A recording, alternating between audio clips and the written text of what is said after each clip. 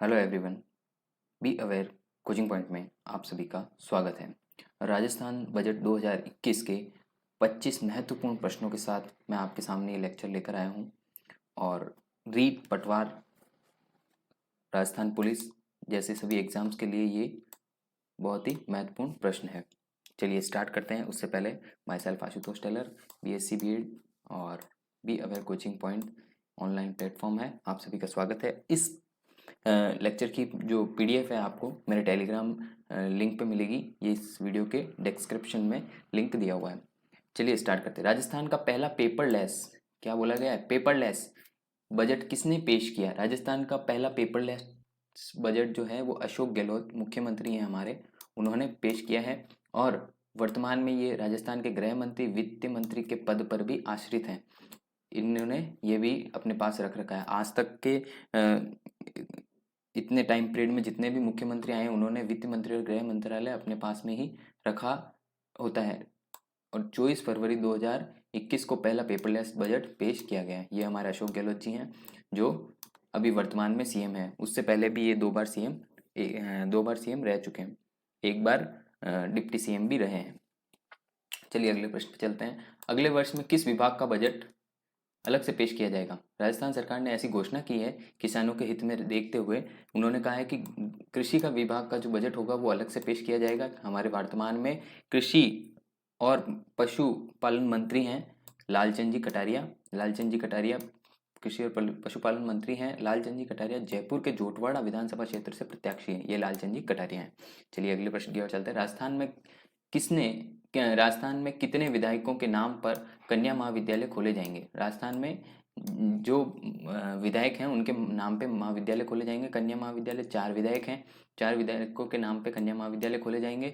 3 और उपचुनाव के क्षेत्र में 3 महाविद्यालय खोले गए हैं, मतलब 3 जगह उपचुनाव हुए हैं, होने वाले हैं, तो वहाँ पे भी खोले जाएंगे। उपचुनाव इसलिए होते हैं क्योंकि या तो कोई अपने पद से हट जाता है या किसी का निर्धन हो जाता है विधायक का, तो वहाँ पे उपचुनाव कराए जाते हैं उनके रिक्त पद को भरने के लिए। किरण माहेश्वरी जी हैं और भंवर सिंह जी हैं, कैलाश चंद जी हैं। तीनों विधायकों के उप चुनाव क्षेत्र में महाविद्यालय खोले जाएंगे।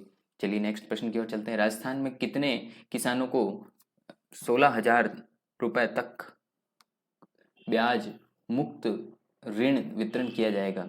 तो यहाँ पर इस बजट के अंदर ये घोषणा की गई है कि 3 लाख किसानों को 16,000 तक का ब्याज मुक्त दिया जाएगा। ऋण जो देते हैं वो ब्याज मुक्त ऋण दिया जाएगा, पर इसमें किसानों की संख्या बता दी गई है कि इतने किसानों को हम ब्याज ऋण मुक्त देंगे। ठीक है ना। चलिए अगले प्रश्न की। ये किसान हल जोतते हुए, अभी हमारे भारत में किसानों की स्थिति थोड़ी चल रही है, तो उसी को देखते हुए राजस्थान सरकार ने किसानों के लिए बहुत ही अच्छी घोषणाएं की है। आने वाले प्रश्नों में और भी किसानों के संबंधित बहुत ही प्रश्न दिए हैं। इंदिरा गांधी शहरी क्रेडिट कार्ड योजना, ये एक योजना लागू की जाएगी जिसके अंदर बताया गया कितने रुपए तक का ब्याज ऋण मुक्त दिया जाएगा। ब्याज जो है वो ऋण मुक्त होगा। तो यहाँ पर राजस्थान सरकार ने ये घोषणा की थी कि 5 लाख रुपए तक का जो ऋण है वो दिया जाएगा।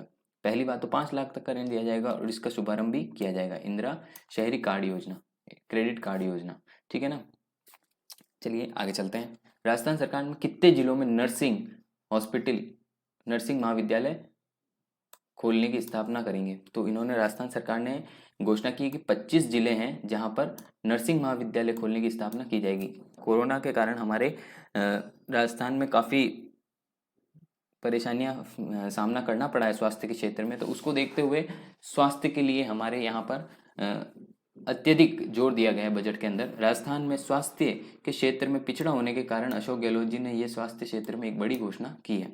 चलिए अगले प्रश्न की ओर चलते हैं। राजस्थान के सभी जिलों में मुख्यालयों पर कौन सा महिला शक्ति केंद्र खोला जाएगा? महिला शक्ति केंद्र खुला हुआ है पहले तो, एक्चुअल में इसका जो है वो जयपुर के अंदर है, स्थापना की गई है। और महिला शक्ति केंद्र के अंतर्गत कौन सा खोला जाएगा? तो इंदिरा महिला शक्ति केंद्र खोला जाएगा जिला मुख्यालयों पर। महिला शक्ति केंद्र में 5 प्रकार की योजनाएं सम्मिलित की गई है और 1,000 करोड़ का राशि दी जाएगी उसके अंदर। चलिए अगले प्रश्न की ओर चलते हैं। राजस्थान के कुटीर उद्योगों को कितनी राशि पर ब्याज सब्सिडी दी जाएगी? मतलब 50 करोड़ रुपए तक की सब्सिडी दी जाएगी लघु उद्योगों के लिए। लघु उद्योग जो होते हैं हमारे, उनके लिए 50 करोड़ तक की सब्सिडी दी जाएगी। राजस्थान में कितने जिला मुख्यालयों पर पन्नाधाय योजना शुभारंभ की जाएगी? पन्नाधाई हमारे राजस्थान में मेवाड़ के अंदर उदय सिंह और चंदन की कहानी बहुत ही फेमस है, और उनकी धायमा थी पन्नाधाय, जो लालन पालन करते हैं वो धायमा कहलाती है। उसी के नाम पे राजस्थान सरकार ने ये योजना चलाई है। ये 33 जिलों में शुभारंभ की जाएगी, मतलब प्रत्येक जिले में इसका शुभारंभ किया जाएगा। अशोक गहलोत जी ने बहुत ही बड़ी घोषणा की है। आने वाले समय में देखते हैं कितना फायदा होता है। राजस्थान में राज्य मार्ग के निर्माण के लिए कितनी राशि की घोषणा की गई है? मतलब राज्य मार्ग जो बनते हैं उनकी कितनी घोषणा की गई है? तो 3,880 करोड़ रुपए की घोषणा की गई है। और भारत में राज्य मार्गों के निर्माण के अंतर्गत महाराष्ट्र पहले स्थान पर है, दूसरे स्थान पर राजस्थान है निर्माण कार्य के क्षेत्र में। ठीक है ना। चलिए अगले प्रश्न की ओर चलते हैं। शहीदों के आश्रितों की मदद रुपए 25,000 से बढ़ाकर कितनी कर दी गई? मतलब जो सहायता राशि दी जाती थी हमारे जो शहीद भाई हैं उनके आश्रितों की सहायता के लिए अब 25,000 से बढ़ाकर 30,000 कर दी गई है। ये तो बहुत ही अच्छी खबर है राजस्थान सरकार की तरफ से, अशोक गहलोत जी की तरफ से। राजस्थान सरकार के किस जिले में 365 बिस्तर वाला अस्पताल खोला जाएगा? राजस्थान सरकार ने ये एक घोषणा की है, बहुत ही बड़ी घोषणा की है कोरोना के चलते देखते हुए कि हमारे राजस्थान में ऐसा हॉस्पिटल नहीं है, तो उन्होंने ये बजट के अंदर घोषणा की थी कि 365 बेड वाला ये बिस्तर वाला अस्पताल कहाँ खोला जाएगा? तो ये खोला जाएगा बाड़मेर में। बाड़मेर के लिए भी बहुत सी सौगातें दी है राजस्थान सरकार ने। राजस्थान में हर विधानसभा क्षेत्र में CHC ये स्वास्थ्य से संबंधित है, ट्रोमा वार्ड वगैरह होते हैं जैसे CHC होता है, पर कितने करोड़ रुपए खर्च किए जाएंगे? तो 1 करोड़ रुपए खर्च करने का यहाँ पर अशोक गहलोत जी ने वादा किया है। और CHC हर विधानसभा क्षेत्र में 200 है, मतलब राजस्थान में 200 विधानसभा क्षेत्र हैं, तो 200 यहाँ पर खोलने की बात बोली गई है, हर विधानसभा क्षेत्र में खोलने की बात बोली गई है। राजस्थान सरकार में किस राज्य की तर्ज पर रोड सुरक्षा योजना शुरू होगी? मतलब रोड सुरक्षा योजना का कोई बता रहे हैं कि वो कहाँ से, किसके देखने के, मतलब किसके राज्य के आधार पर की जा रही है? तो तमिलनाडु राज्य है, वहाँ पर भी ऐसी रोड सुरक्षा योजना चालू की गई है। मित्रों मैं सभी इसमें राजस्थान सरकार बोलता हूँ, इसके साथ में एक्चुअल में लिखा हुआ राजस्थान ही है, कहीं कहीं बोलने में फ्लो में रह जाता है, तो क्षमा याचक हूँ। राजस्थान के किन जनजातियों को 200 दिन का मनरेगा में काम मिलेगा?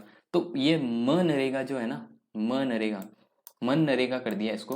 अब पहले महानरेगा था, फिर उससे पहले महात्मा गांधी महानरेगा था, तो इसको जैसे जैसे सरकारें आती जाती है इसका नाम परिवर्तन किया जाता है। पर ये क्या है, बहुत ही अच्छी योजना है जिसके तहत गाँव में कोरोना के समय में बहुत से व्यक्तियों को रोजगार मिला है और उनके घर का रहना खाना निकला है। मतलब कहने का मतलब सहायता राशि बहुत ही अच्छी तरीके से दी गई है। राजस्थान सरकार की बहुत ही अच्छी स्कीम है ताकि उन लोगों को रोजगार दिया जा सके। तो ये 200 दिन का रोजगार कर दिया गया है। सबसे पहले 100 दिन का रोजगार जब स्कीम लागू हुई थी तब 100 दिन का था, उसके बाद 150 दिन का कर दिया गया और अभी बीजेपी गवर्नमेंट द्वारा इसका नाम परिवर्तित करके मनरेगा कर दिया गया है और 200 दिन का रोजगार बोल दिया गया है। राजस्थान में सहरिया, खेरुआ और कथोड़ा जनजाति के लिए ये योजना बहुत ही महत्वपूर्ण रहेगी।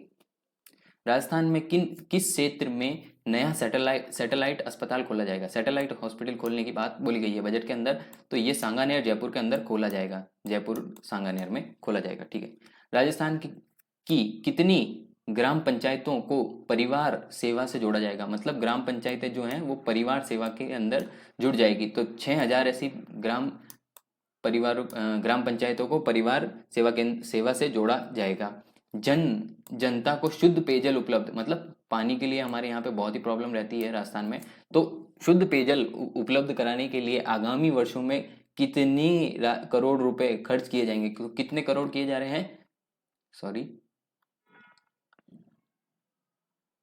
कितने करोड़ रुपए हैं? 476 करोड़ रुपए खर्च किए जा रहे हैं पेयजल के ऊपर, क्योंकि राजस्थान थोड़ा सा शुष्क प्रदेश है और वहाँ पर वर्षा का थोड़ा सा अभाव रहता है और इस कारण पेयजल की सुविधा बहुत ही ज़रूरी है राजस्थान के अंदर। किस जिले में नया डायग्नोस्टिक विंग स्थापित किया जाएगा। तो राजस्थान में जोधपुर जो जिला है उसके अंदर नया डायग्नोस्टिक विंग स्थापित किया जाएगा। और राजस्थान सरकार ने इसके साथ में एक और खुशखबरी दी है कि पहले हमारे गवर्नमेंट हॉस्पिटल जो होते हैं, हॉस्पिटल के अंदर जांचें मुफ्त की जाती थी, तो राजस्थान सरकार ने अभी 133 जांचें मुफ्त कर दी गई है। इसका बहुत ही बड़ा श्रेय मैं राजस्थान सरकार के वर्तमान में जयपुर संभागीय आयुक्त डॉक्टर सुमित शर्मा जी के द्वारा जो हमारे राजस्थान में बहुत ही बड़ी स्कीम लाई गई थी, जिसके तहत हमने राजस्थान सरकार ने गोलियां और दवाएं वगैरह मुफ्त कर दी थी और जांचें भी मुफ्त कर दी थी। ये बहुत ही बड़ा इनोवेटिव था राजस्थान सरकार के द्वारा, और इसके देखते हुए भारत के कई और राज्यों ने भी ये स्कीम अपनाई थी और स्वास्थ्य के क्षेत्र में बहुत ही फायदा मिला है, एक बड़ा फायदा है। चलिए आगे चलते हैं। राजस्थान के आयुष अनुसंधान केंद्र किस जिले में खोला जाएगा? तो आयुष अनुसंधान केंद्र अजमेर में खोला जाएगा। और डॉक्टर रघु शर्मा जो हैं वो स्वास्थ्य मंत्री हैं हमारे राजस्थान सरकार के वर्तमान में, और अजमेर विधानसभा क्षेत्र से आते हैं, राजस्थान सरकार के स्वास्थ्य मंत्री हैं मंत्रिपरिषद में, ठीक है ना। चलिए आगे चलते हैं। किस जिले में रीजनल कैंसर सेंटर स्थापित किया जाएगा? तो रीजनल कैंसर सेंटर स्थापित जो कर रहे हैं वो जोधपुर के अंदर किया जाएगा। बजट में ये घोषणा की गई है। यूनानी तथा आयुर्वेद महाविद्यालय कहाँ खोला जाएगा? तो वो बीकानेर में।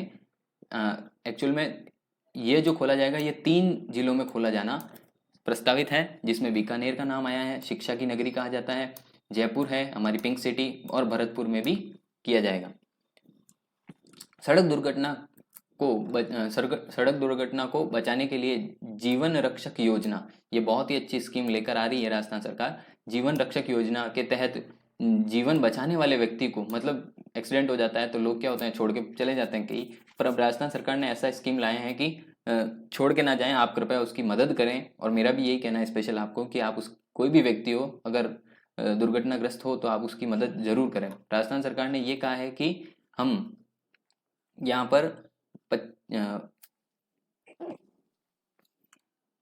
पर उस व्यक्ति को क्या करेंगे, प्रोत्साहित राशि देंगे, 5,000 रुपये तक का इनाम और प्रशस्ति पत्र देने की बात कही गई है। और सड़क दुर्घटना माह 19 जनवरी से 17 फरवरी तक हमने अभी सेलिब्रेट किया है। चलिए अगले क्वेश्चन की ओर चलते हैं। 5,000 की आबादी वाले गांवों में कितने महात्मा गांधी स्कूल खोले जाने की प्रस्तावना दी गई है? तो कितने खोले जाएंगे? तो 1200 स्कूल खोले जाने का यहाँ पर बात बजट में कही गई है। ये अच्छा है, विद्यालय खोले जाएंगे तो एजुकेशन की तरफ हमारा बड़ा महत्वपूर्ण योगदान रहेगा और आने वाले समय में रोजगार भी प्राप्त होगा और बड़ी वैकेंसीज में फ़ायदा भी मिलेगा। चलिए अगले प्रश्न की ओर चलते हैं। Thank you so much for watching. आपने ये जो भी मेरे लिए देखा है इसके लिए थैंक यू, और आने वाले लेक्चर्स में मैं इसके रिलेटेड और भी क्वेश्चंस लेकर आऊँगा। Keep watching. Thank you so much.